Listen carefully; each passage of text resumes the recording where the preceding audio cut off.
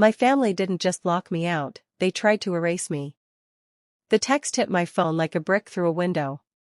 I was mid-sentence, tweaking a client's ad campaign, when the screen lit up. Not a work email or a GIF from my best friend Lena, but my father's name, *, we've changed the locks. This house isn't yours anymore. It's ours, *, no commas, no questions, just a blade. My fingers hovered over the reply button, shaking. I typed, *cute. Think you're clever, *, and hit send, but my chest caved in. I shoved my laptop aside, grabbed my jacket, and stormed out of the office.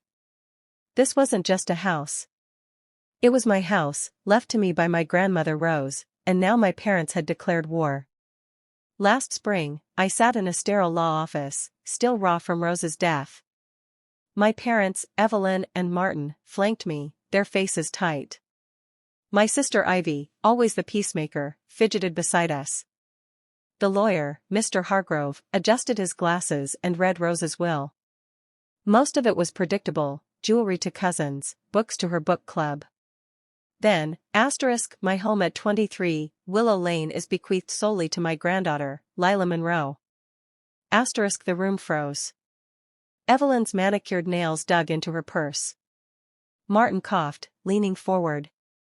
That can't be right, he said. Rose wouldn't cut us out.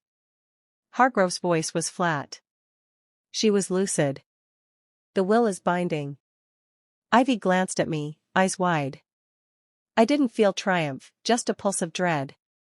That house was our family's anchor: Sunday suppers, Rose's lavender sachets, her porch swing creaking under summer stars. Over brunch the next day, I tried to smooth things over. I'm not changing anything, I told them, stirring my latte. It's still our home. I just want to honor Rose. Evelyn's smile was thin. We'll see, she said. Martin nodded, his eyes on his phone. I thought time would soften them. I was wrong.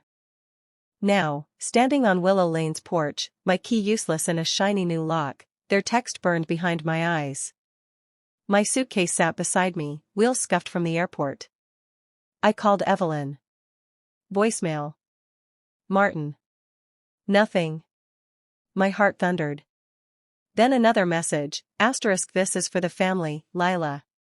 You're selfish, *. I scanned the yard and saw them, 2 garbage bags stuffed under the lilacs, my name scrawled in marker. Inside, my sweaters, a cracked mug, photos of Rose and me. But her quilt, her recipe book, my birth certificate? Gone. They'd gutted my history. I called Ivy. Did you know? My voice cracked. A pause. I didn't know they'd go this far, she said. They're at the lake house. I don't have a key, Lila. I'm sorry. I hung up, sinking onto the steps. Lena arrived minutes later, her car screeching to a stop. We loaded the bags into her trunk, and I crashed on her couch, staring at the ceiling. They can't do this, she whispered. I didn't answer. They already had. By Monday, I was done crumbling. Lena's note on the fridge read, "Fight back. I found Nora Klein, an attorney with a voice like steel."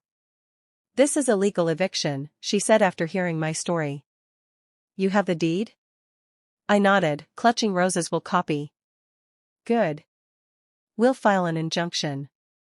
Nora's checklist was my lifeline: list missing items, save all texts, don't contact them. But Evelyn was already moving. Her Instagram post showed Rose's house, captioned, * greed tears families apart. My mother's legacy is being stolen. * comments poured in, distant relatives, old neighbors, all pitying her. I wanted to scream.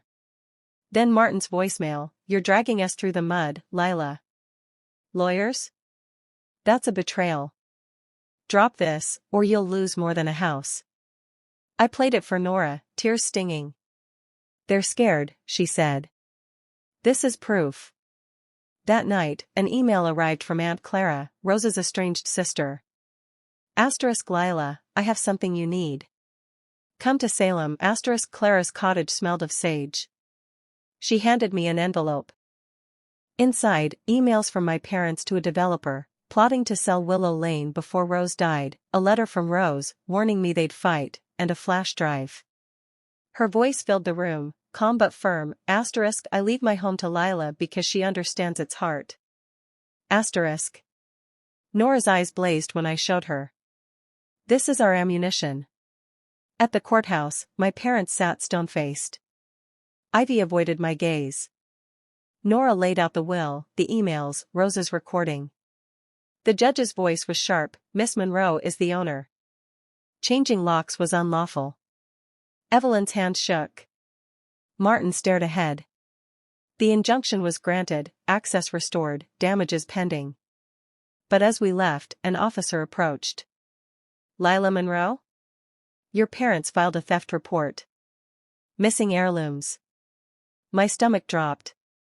Nora shut it down, but the sting lingered. Ivy lingered in the hall.